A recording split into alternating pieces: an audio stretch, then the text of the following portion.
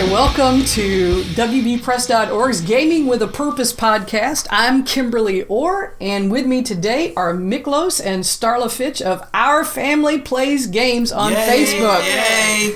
Go check it out. Go check it out. That's right. We have an intriguing topic to discuss today. We're going to be discussing how can we use modern tabletop games as a way to connect people across racial and educational divides.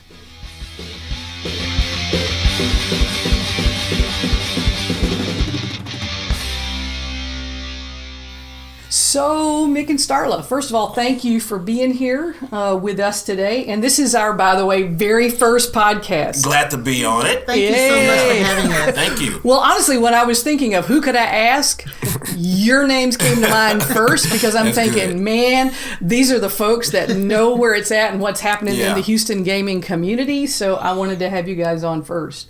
Having said all that, how do you think board games address things like community building? How do board games help us build community, or could potentially help us build community?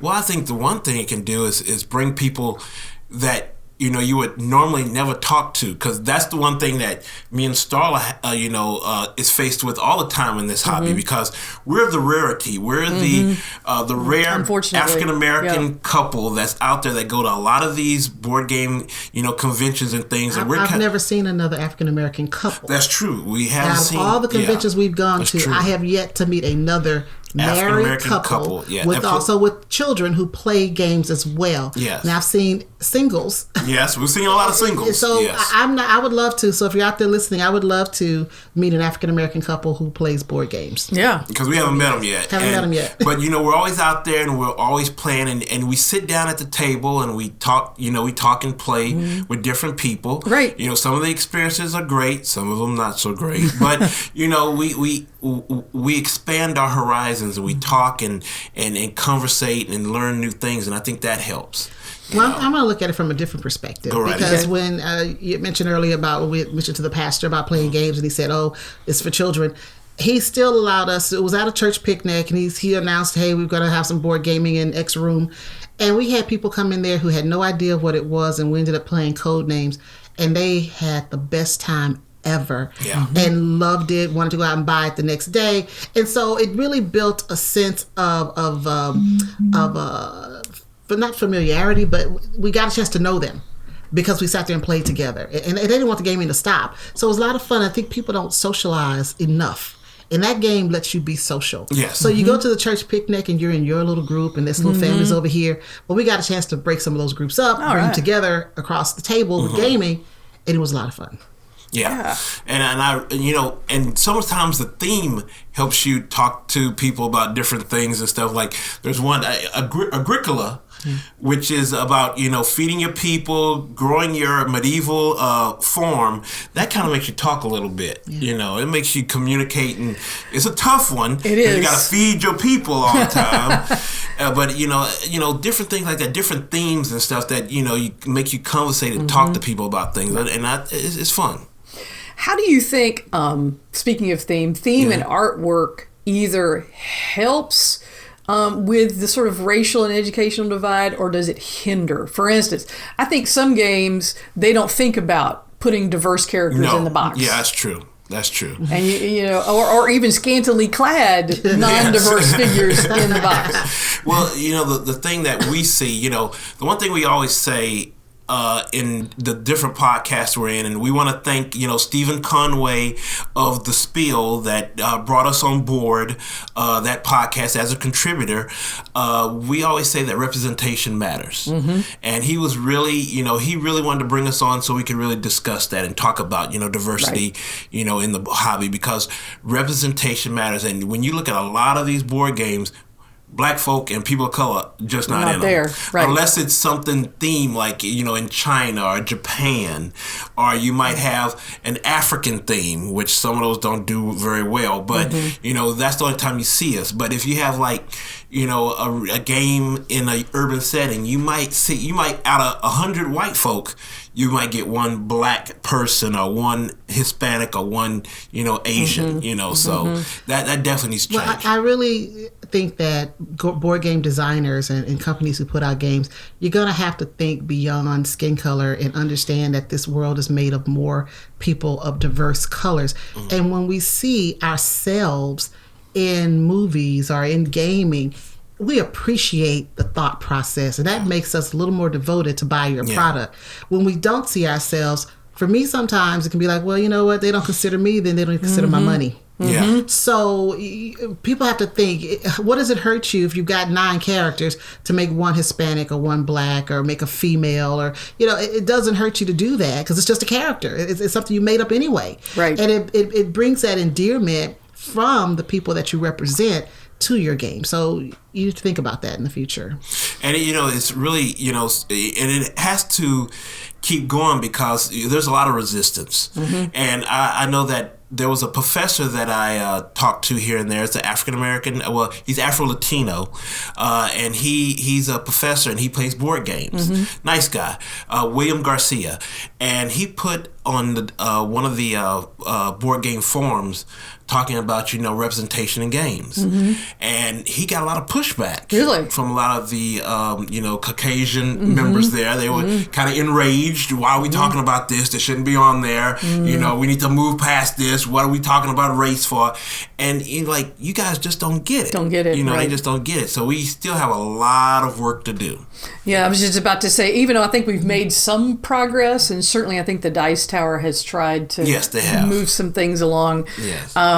There's still that trope out there that board gamers or hobby board gamers are middle-aged, white, geeky males. And I would have to tell, the board game geek, they need to kind of come along with that too, because they're. I agree. They're a little bit, one color, so they got to come along. So you mentioned just a little bit about designers, Starla. How could specifically designers help open up hobby board gaming to more diverse audiences? Themes, and if it's going to be a theme that and me just interrupt something. Not always just an urban downtown. Exactly. Just because you're going to put African Americans in it, it shouldn't be about rap. It shouldn't be about, like say, urban, because we're everywhere in every spectrum. We're in education. We're in the medical fields. We're everywhere. So we just want to be represented. We want to see when you make those characters or when you develop your theme that you've taken into consideration that other people play your games than just white males. Yeah. Right. Because, there was one, I did a podcast. Well, we did a podcast and we talked about, it was during, I think February during Black History Month. And I mentioned that, one theme is that Tesla versus Edison, they had Madam C.J. Walker in it from an expansion. Right. Now, what if you took a lot of those black entrepreneurs and make a game out of that? Because we have a lot of entrepreneurs that we could really put in there. Inventors. Because the game, I think the game Steampunk Rally has a couple of African American inventors and a few other people of color inventors in there.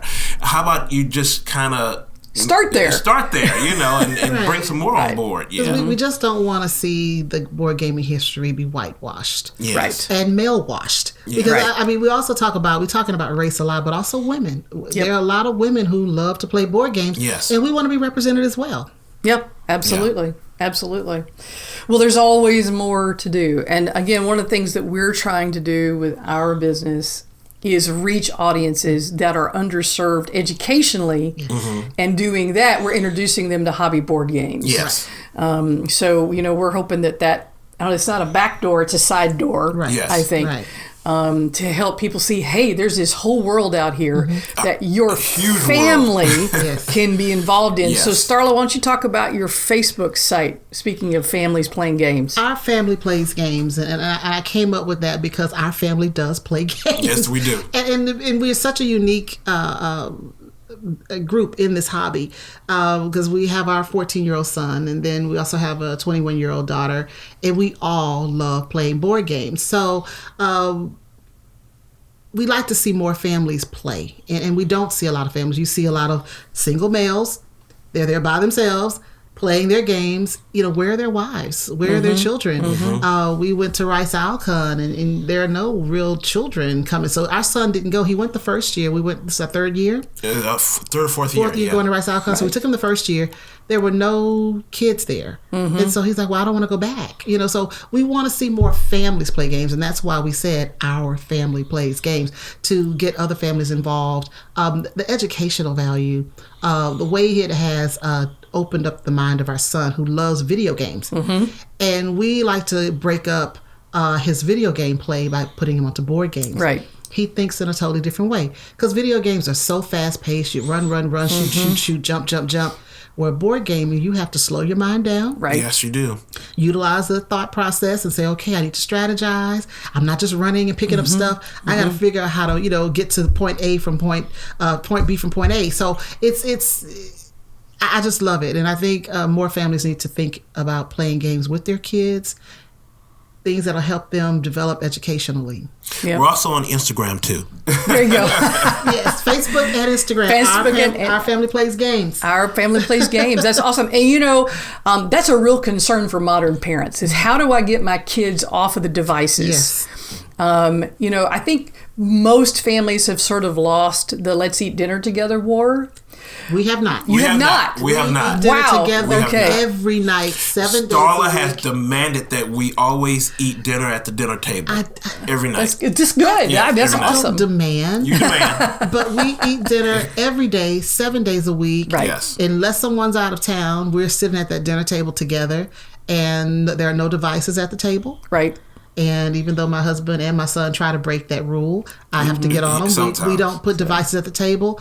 I think the only bad habit we have is watching TV while we eat dinner. But we watch something that the entire family wants to watch. And then after that, we play board games. Not every night, but we do like to get our son off the computer games. And at the table. At the table. And then we get a chance to talk and interact. Because right. when he's on the computer games, he's interacting with somebody probably in Canada, who knows. But here, he's interacting with his family, and it's really nice to see. Yes. And I guess that was my point. For families who have not been as successful as you at having dinner at the table every night, board gaming can...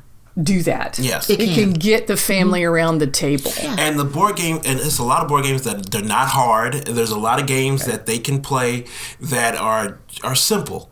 Like Downforce. Downforce is not hard. It's a lot of gateway games, and what we mean by gateway is just games that are not as crazy as some other games out there. They're easy on beginners, and there's a lot of great ones out there. Corkazone and Ticket to Ride. As far as our son, his favorite and his gateway that he fell in love with was King of Tokyo. King of Tokyo, absolutely. It has monsters, it's got dice, and he beats us all the time, and he loves it. Yes. And so kids love that. I mean, something with monsters on it, the little pieces. They can pick their monster, who they're going to play as, and he loves that. Yeah, my granddaughter loves King of Tokyo. She's 5, and she can't play the game fully yet, but she loves to throw those dice. The dice. And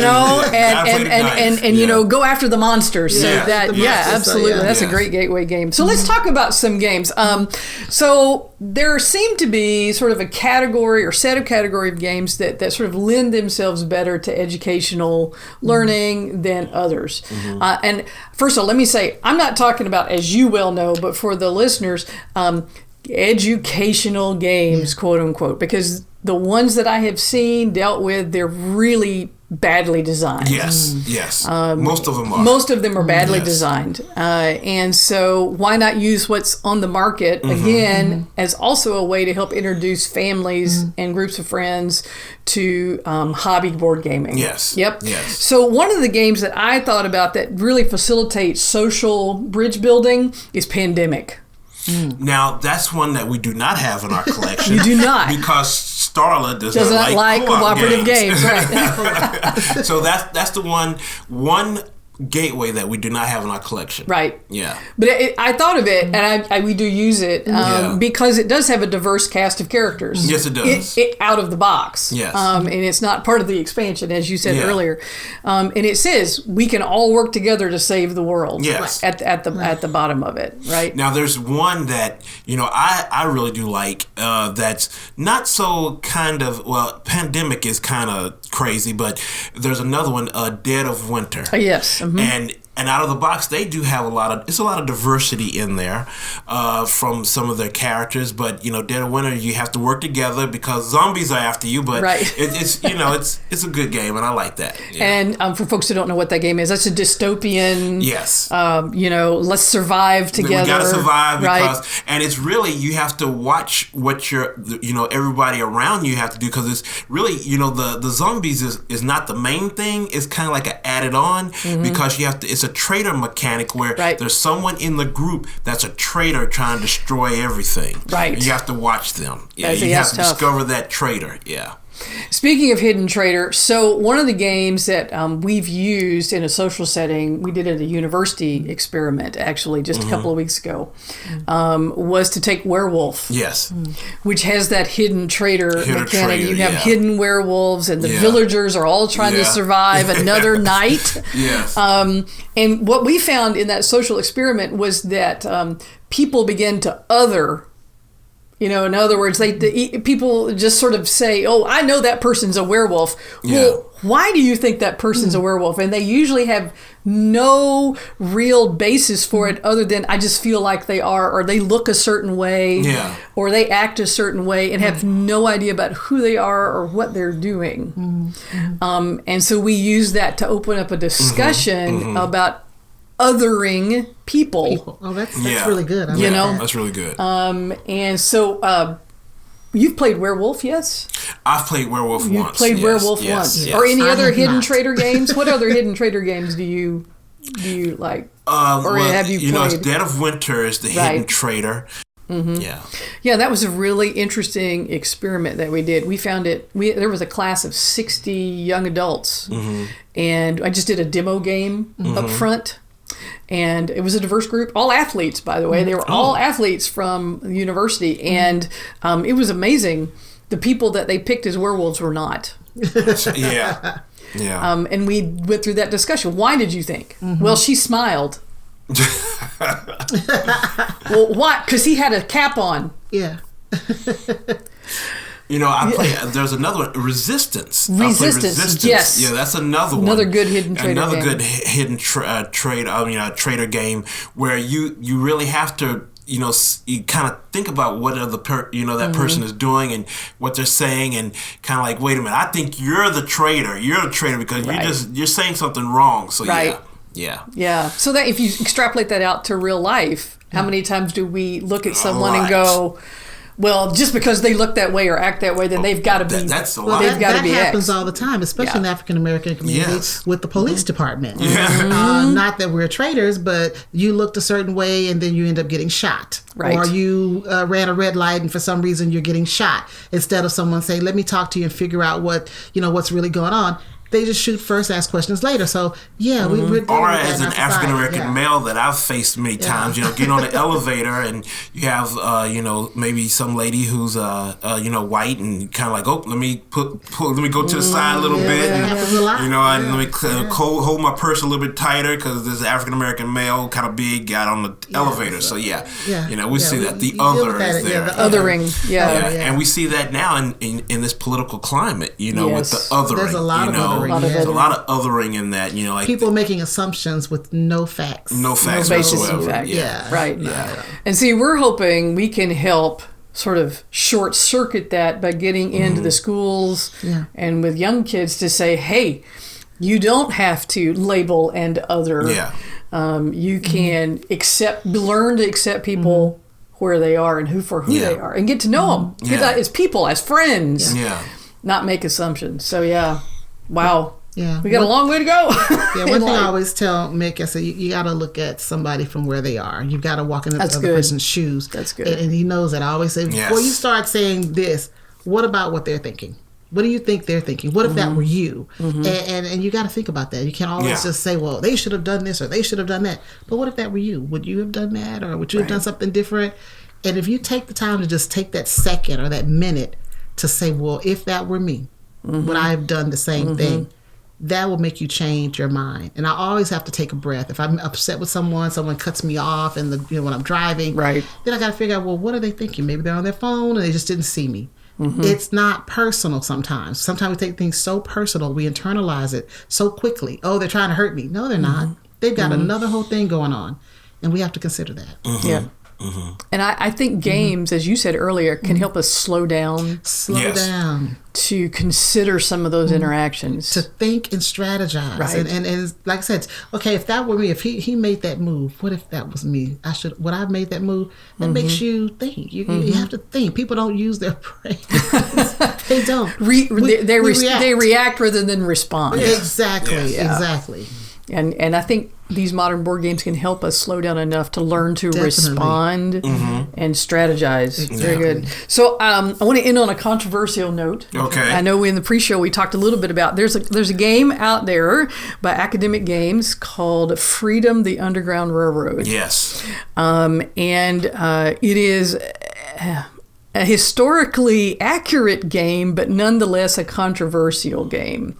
So talk to me a little bit, Mik, about maybe some of that controversy. Well, Freedom: The Underground Railroad, it does put you in the mind of trying to help slaves come from the South into the North, and through historical issues that might happen through the card play, you're faced with different things that might happen during slavery time and the Civil War and things like that. When you're trying to get your slaves to the North, they're little cubes. You have these little cubes moving across the United States trying to get from the South to the North, and you have these black cubes, which are the slave catchers. And if the slave catchers catch up to the little cubes, the cubes go off the board. Starla and I don't, we don't have this in our collection, and it will never be in our collection because, slavery to us is not a game. Right. It's painful.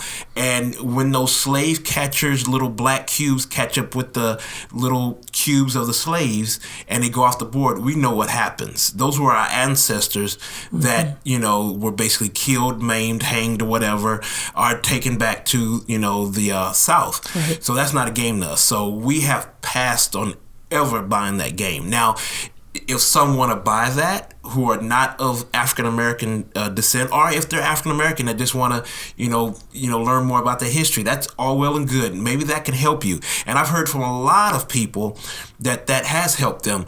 There's a great podcast called Shut Up and Sit Down. They really appreciated Freedom Underground Railroad and said that they really saw a lot of stuff that they didn't see before, and they appreciate a lot of things that they didn't know before with that game. And that's great. If that helps you, great. But just with me and Starla, it's painful. Yeah. No, I can definitely see that.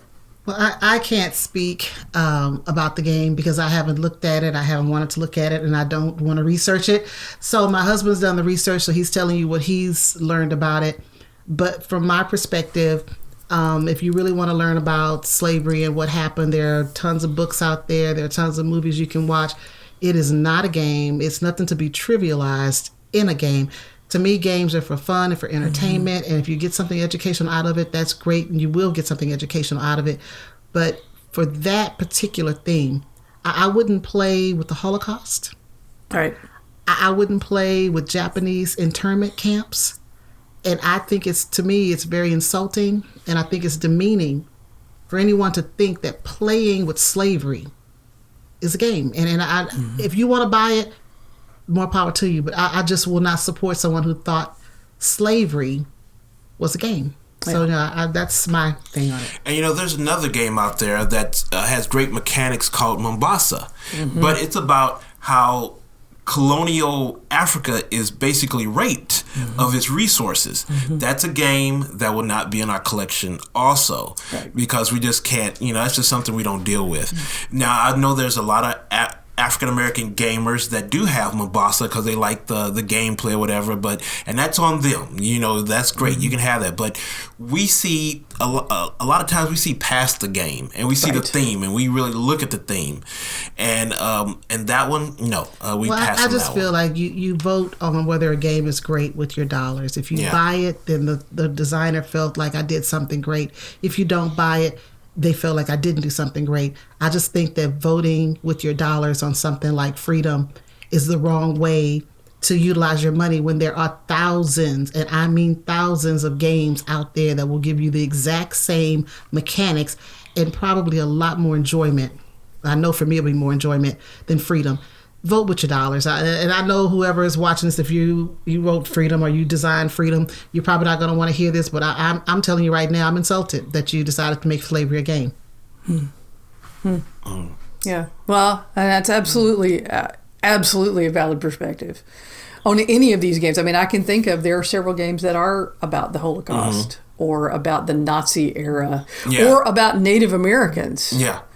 That some of the war games, of the war games have some themes, I think, for Native Americans, especially American history, that are very difficult to manage. And I don't think we should play with any of those, And even with the one I mentioned, one of my favorite, 5 Tribes. And I've had some issues with reconciling the use of slaves, even I'm doing air quotes, no one can see that, the use of slaves in this game. And they're not African-American slaves. They are slaves from the Middle East. The Middle East. So I have trouble with that. But there's a replacement deck. The fakirs. Yeah, the fakirs. So we have that. Yeah. But I just think that was wrong. So I'm happy that they decided to, hey, we're going to change that out for the replacement deck. And I think sometimes, some of the European designers don't really think about that. And they need to really think about the representation and really, talk to people like, is this okay putting in the game or not? Right. There's another game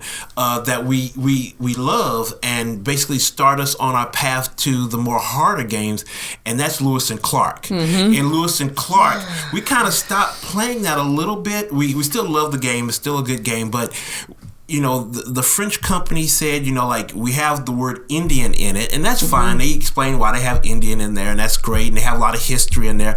But all the Indians' meeples are all red. You have the Indians that are red, and they're being utilized. And they're utilized like money. You're trading off on those things. And we haven't played Lewis and Clark in a while. Yeah. And when we got it, you start to really think about, what did we actually buy? It's an insult, and I don't want to insult. It's just it's just too many other games to play. You don't have to play something where I got to feel divided when I'm playing it. I don't have to feel divided. I want to be happy. I want to enjoy it. And there are thousands of games I can play that I just enjoy without even thinking. Yeah. So that takes us back to the discussion we had a little earlier about theme being so important. And representation in theme is not just about having folks in there that are not white. It's about how are those persons represented in the game thematically. Yeah. That's definitely, and as you play educationally, to be aware of that in the communities in which you're playing. Yes. Absolutely. Well, thank you for that, because that's not something that I had thought all the way through to the end. So thank you for teaching me today. Well, thank you so much, Mik and Starla, for being here. This has been just a wonderful time. And thank you for being on our inaugural podcast. The very first one. Yeah, and we're calling it Gaming with a Purpose. Gaming with a Purpose. Gaming with a Purpose. Because, again, our goal is to get out there and introduce a new audience, but also help them learn a little something along the way. Yes. So thank you. And we were glad to be here. We've enjoyed it. Yeah, we did.